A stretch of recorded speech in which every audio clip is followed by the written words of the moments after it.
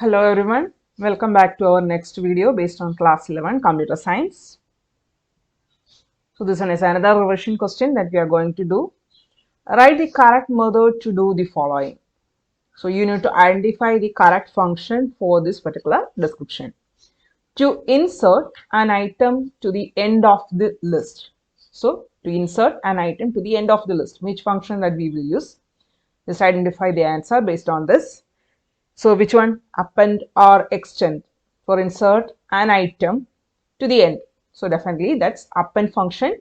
Then to insert an item at a specific index position. So which function? Which function? Insert function that we will use for that. Then to remove the first occurrence of an item from a list without returning it. Which function? That we need to identify remove function. Then to remove an item from a given position in a list and return it, pop function that we need to use there. So here you can see the answers. Then to remove all the items from the list, clear function, and to clear the order of items in a list, we will use. To reverse the order of items in a list, we will use which function? Reverse function. So the questions and answers that's provided here. So these are this type of question that you can expect within the exams. So these are the answers based on that. So this one is an example based on that. So we are moving to the next question based on the output generation. So here you can see list 1 equal to 13, 18, 11, 16, 13 and 18. That's the values that we provided there. Then list 1 dot index of 18. So what will be returned? That you need to identify here. So 0, 1, 2, 3, 4 and 5, that's the indexes. And we are trying to retrieve the index of value 18. So what will be the output here? 1, that will be the output. The reason is the index of 18 is 1. Then list 1 dot count of 18. How many times 18 that's repeated, that will be counted. So 2, that will be the answer. Then list 1 dot extend of 13 comma 11. When you are using extend function and append, what is the difference? Extend means for combining multiple lists as a single one, we will use extend. So what will happen? They will provide the new list. Along with the existing list 1, they are appending 13 and 11. So along with this particular values, they will add 2 more items, 13 and 11 along with this.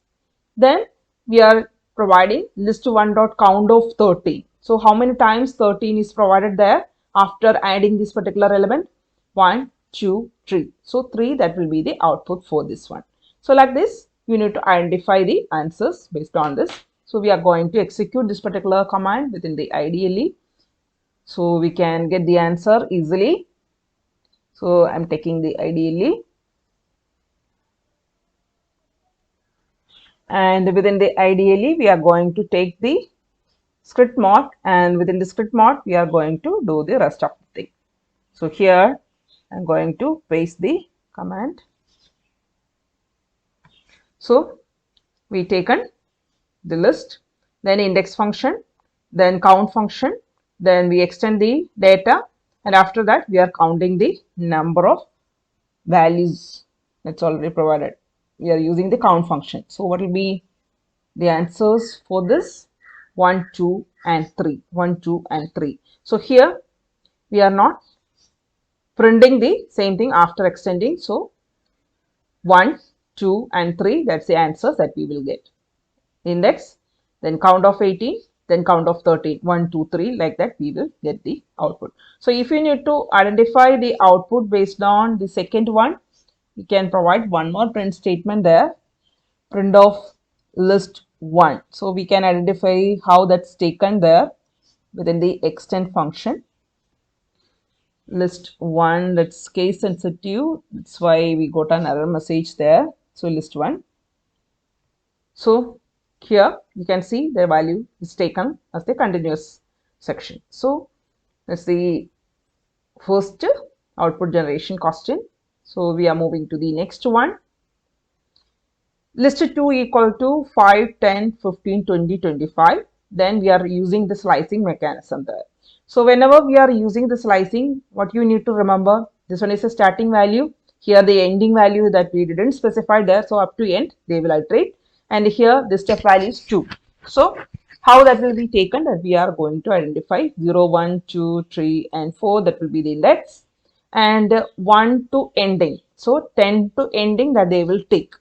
So whenever you are using the slice, they are creating a new list. So within the slice 1, we are taking the values from this slicing process. So the first value is 10, then along with the first index location plus 2. So third location value 20 that will be taken.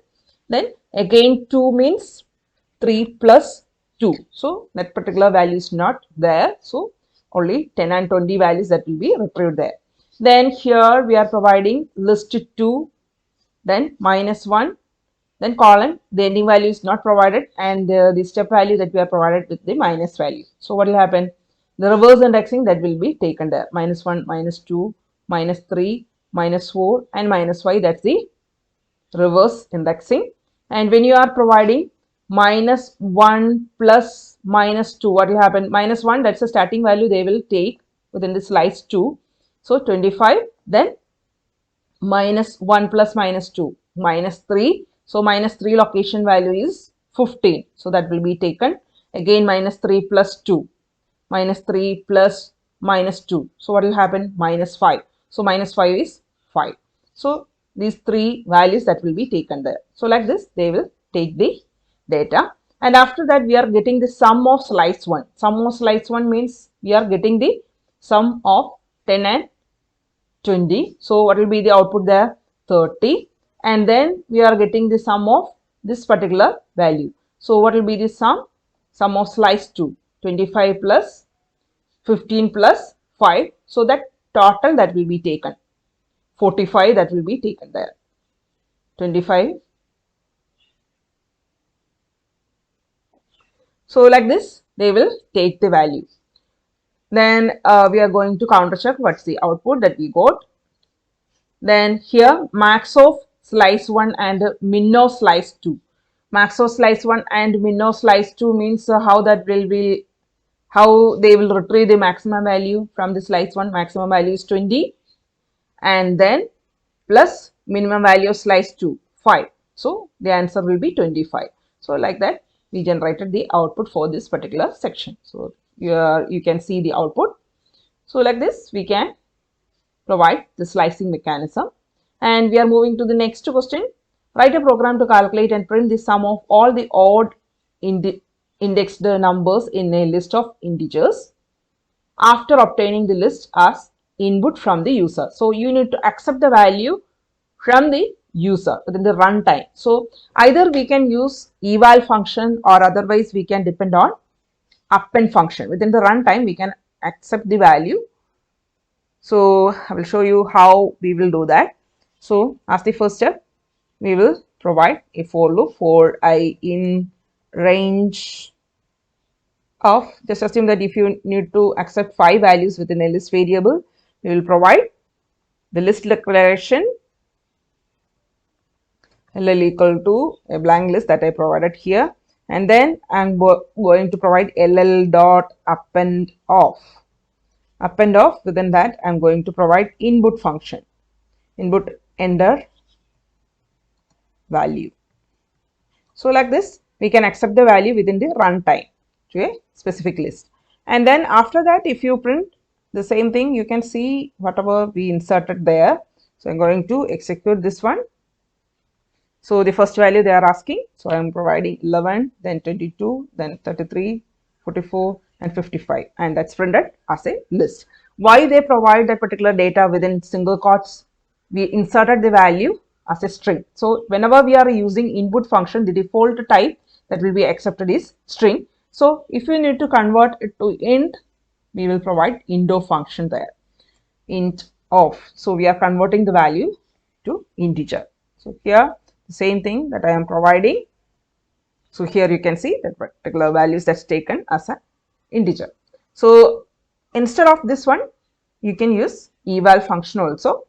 Then here we are declaring sum equal to 0, then for of I in range of len of LST. So that particular length of the provided list that will be taken, and if any of the index location is not equal to 0, that means equal to 0 when that will be occurred whenever we are providing the even index locations. So here the odd index location values that will be taken and we are getting the sum. So this will be the answer for that one. So odd indexed numbers in a list of integers that we retrieved and take the sum, and we printed it here like this. So this one is an example based on a program that we can expect within the coming exams. So that's a list based question, and then we are moving to another set of questions. Identify the type of errors that will be returned by Python upon execution of the following erroneous statements. So whenever we provide certain commands, they will return an error message there. So type of error that they generate that we are going to identify. So print of Python is fun. So here you can see P that's capitalized. So which type of error that we will get there? Which type of error? Let's say name error. That's a name error that we will get. That's a name error that we will get. And then we are moving to the next type. Next question. A equal to 0 and B equal to 0. So that's another question that will lead to error. So what is the process that we provided now? A equal to 0, comma, B equal to 0. That's a statement that we provided there. And definitely that's a syntax error. And how you can provide this statement? Either we can provide A comma B equal to 0 comma 0, or otherwise we can use A equal to B equal to 0, or otherwise we can depend on A equal to 0 semicolon, then B equal to 0. That's permitted. So these particular sections that's permitted, but this type of declaration that's not permitted, that's lead to syntax error. So that's the error that we will get. And then we are moving to the next one. We are providing a list and then we are providing a plus operator and a integer value. So what will happen? Which type of error that we will get? It's not permitted to provide the concatenation process directly. So how we will do that? We need to provide a list and then you need to specify a square bracket. Within the square bracket, if you provide another list, that will be combined or concatenated. Instead of this one, if you avoid the square brackets here, definitely we will get an error message. What is the type of error? Type error that we got there.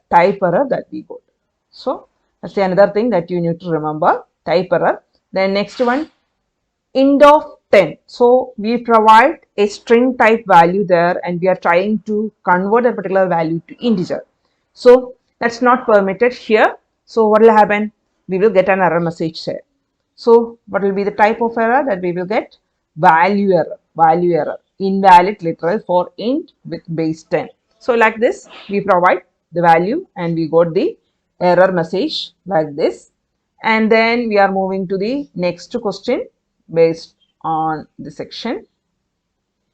What output will be the following code produce? So here we provide a for loop and that particular section is not based on the current exam. So I am not discussing it now.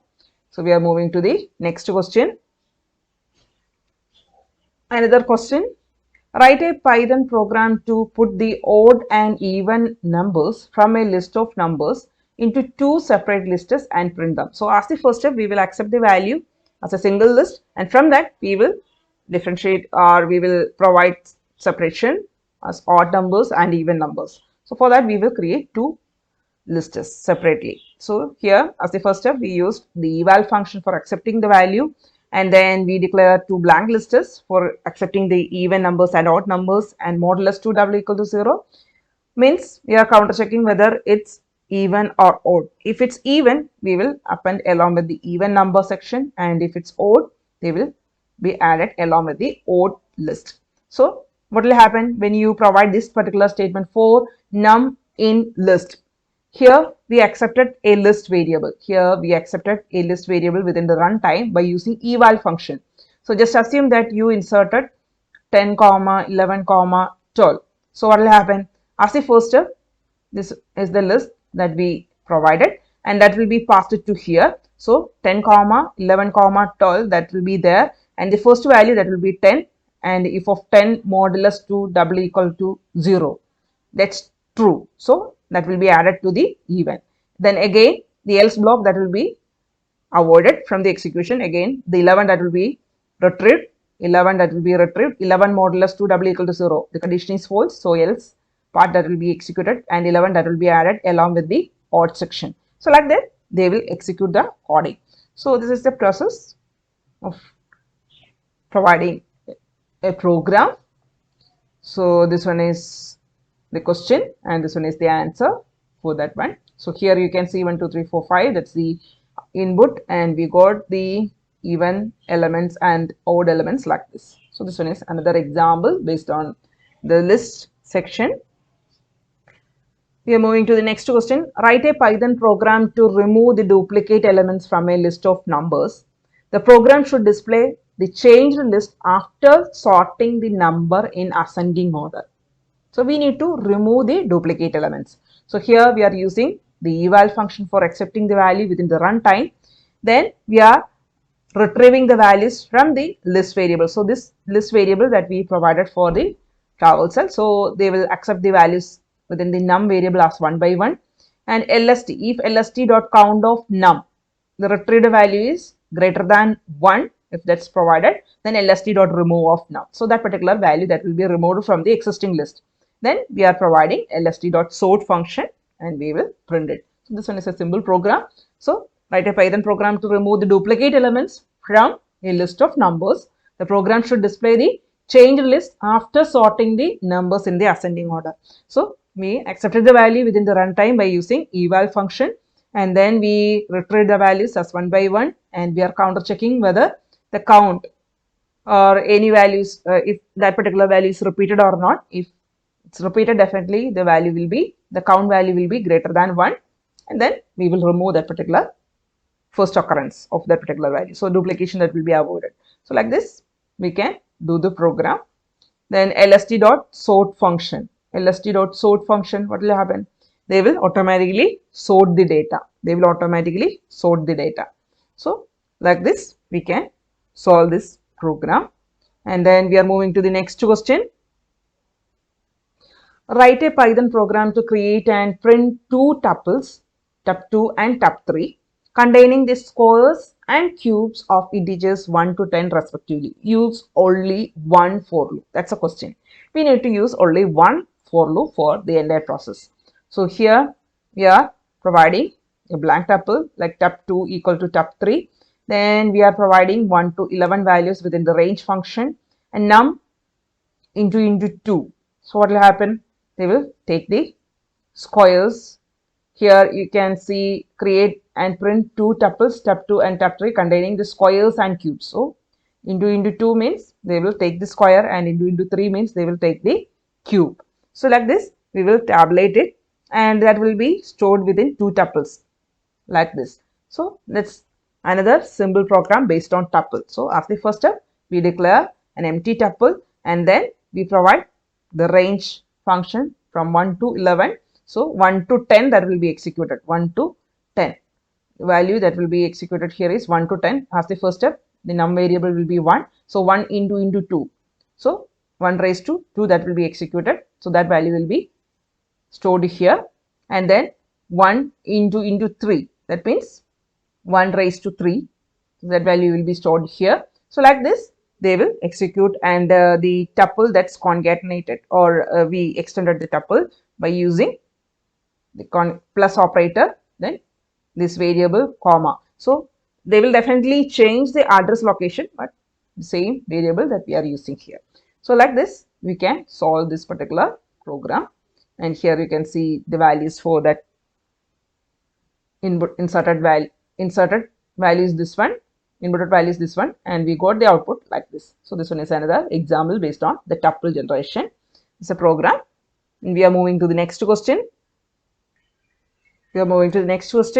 Write a Python program to obtain a number n from the user and create and print two tuples tup1 and tup2 containing n, 3n, 5n, 7n, 9n, and within the second tuple 2n, 4n, 6n, 8n, 10n. So respectively that you need to generate. So we need to use only one for loop for this one also. So how we will do that? We are going to see. So as the first step, we will accept the n value and we declare two tup variables, blank tuples, and then we are providing 1 to 11. So 1 to 10 values that will be iterated there.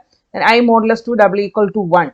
That means that's an odd number, and if it's odd, the particular value that's taken as n into I. So n means the number that we inserted here, n into I. So like that we provide the process. So that will be added to the tup1 and tup2. So that like this we can provide the tabulation, and then we are printing it after inserting the value within the tuple variable. So like this we can provide the data. So 5, if you provide 5, 5, 15, 25, 35, 45 like that, we got the output for the odd tuple, and for the even tuple we got 10, 20, 30, 40, 50. So like that we got the even tuple. So that's the process finding value based on that question.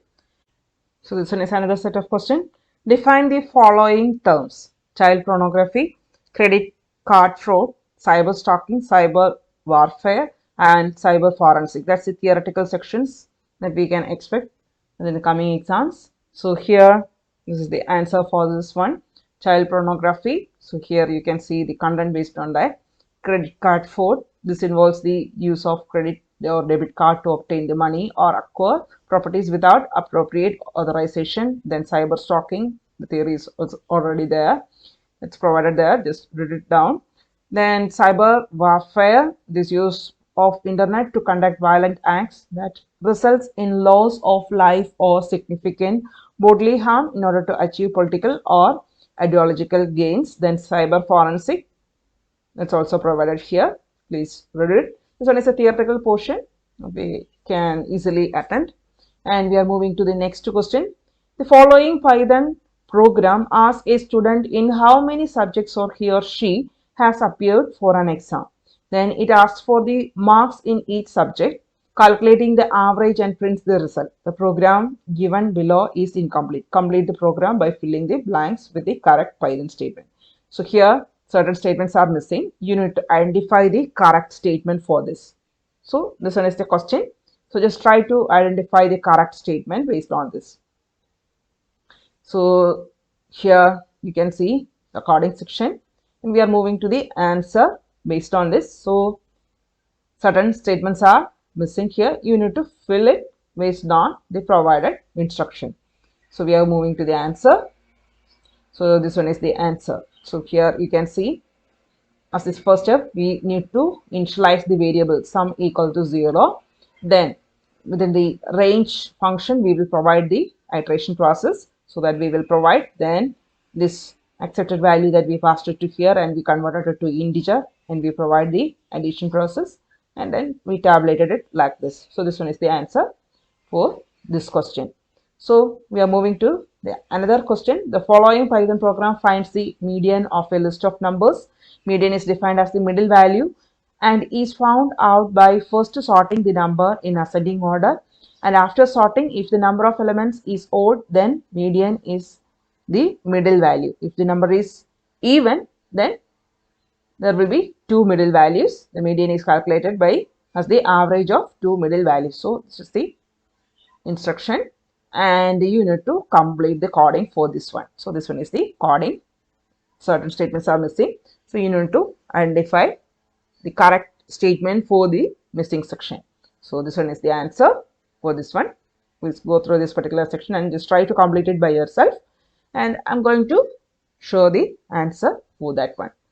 So here this one is the answer for that one. So eval, then alien function, then we will use the inbuilt function sort for sorting the content within the same list variable. Then n modulus 2 double equal to 0. What will happen? They are counter checking whether it's odd or even, and then they're counter checking whether it's divisible by 2 or not. and then we are providing the rest of the tabulations like this. So this one is the missing statement that you need to fill there. So this one is another type of question that we can expect, and these are the questions that we are discussing in this video. Please wait for the next video and just prepare the topics properly for the coming exam. Thank you.